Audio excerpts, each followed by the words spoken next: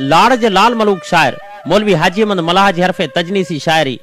खाड़गुरु बुल्ली शाह करीम जे बाबुल पोड़े रिंद शायर जलाल रिंद जी सुहिणी चूंड। मेहरबानी बीत मुई पर मोह ॾेखारण खां बि वे आऊं निहोड़स तुंहिंजे नेणनि तूं निहारण खां बि वे हिन जॾे जीअ खे जियारण खां ॾिनई जानी जवाब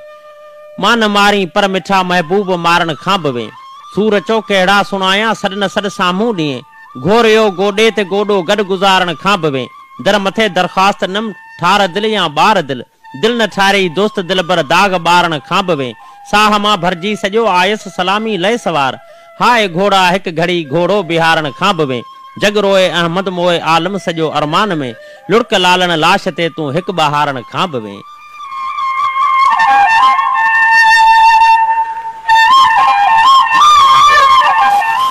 बठोरे जे पटन ता सिकंदर अली परिहाड़ नाना अमीन परिहाड़ जो इंतखाब है फराख जावरी जी शायरी अवां बिन जॾहिं भी अचे थो डिसंबर असांखे डंगे डंभे थो डिसंबर असांजे पुराणनि फटन खे उखेले वरी रत उन्हनि जो चटे थो डिसंबर अला दिल लुछे थी कखान झुगन ते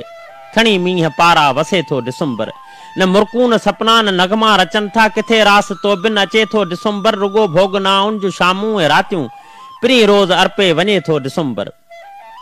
अरे में न ओछण अजो को चंगेरो गरीबन के साड़े रखे थो डिसंबर खणी खोड़ माज़ी जूं यादूं अचे थो असांखे निहोड़े वञे थो डिसंबर।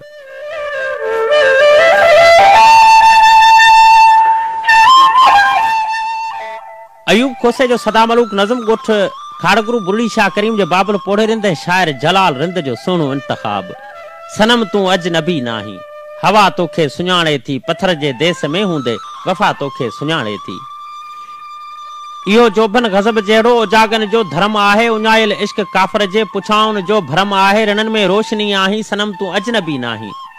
अञा तुंहिंजे अदाउन में कहर जो शहर जागे थो अञा दिल जे किनारन ते अजब जो पहर जागे थो सदिन जी शायरी आही सनम तूं अजनबी नाही ज़माने खे ख़बर कहिड़ी इहे मुर्कूं फजर आहिनि थियनि तोतां फिदा तारा तुंहिंजूं ॻाल्हियूं छमर आहिनि सुबुह जी दिल बरी आही सनम तूं अजनबी नाही इन्हनि नेणनि अॻियां सूरज पुराणो ॼण सिको आहे ॾिसी तुंहिंजे हिजाबन खे वञी चंड भी लिको आहे विजुन जी आरसी आही सनम तूं अजनबी नाही।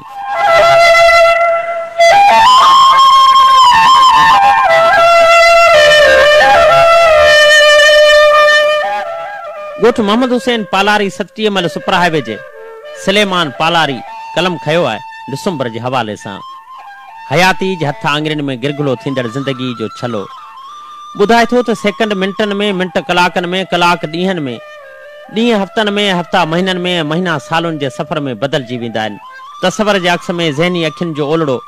अॼु इहा ॻाल्हि वॾे वाके चई ॾिए थो त काल्हुणी काल्ह हुई पाण सभिनी साल 2016 खे गुलाब भेटा ॾींदे खिली खिकारियो हो अॼु वरी अखि छिंभ में साॻियो ई साल पंहिंजो आख़िरी महीनो डिसंबर खणी गुज़रे पियो त पाण हिन साल ते माज़ी जे मोकिलाए वेंदड़ सालनि जे अणगणिया ॾुख हज़ारे मयारूं समय सुरकाए अणखुट अरमान कंदे चऊं था त हिन साल बि हीअं खे कंहिं थधी हीर बजाए रुगो गरम लुकुन सां लूसाटियो विछोड़ा ॾिना ऐं लबनि खां मुरकूं खसियूं हिन साल जे कंहिं महीने में जेके विछड़ियल महबूब मिलिया हूंदा उन्हनि वरी हिन साल खे पंहिंजी दिलि जी डायरी में गुलाबी साल लिखियो हूंदो त हीउ साल वाकई पंहिंजो वटि पाण आहे। अमीं ॿुधायो त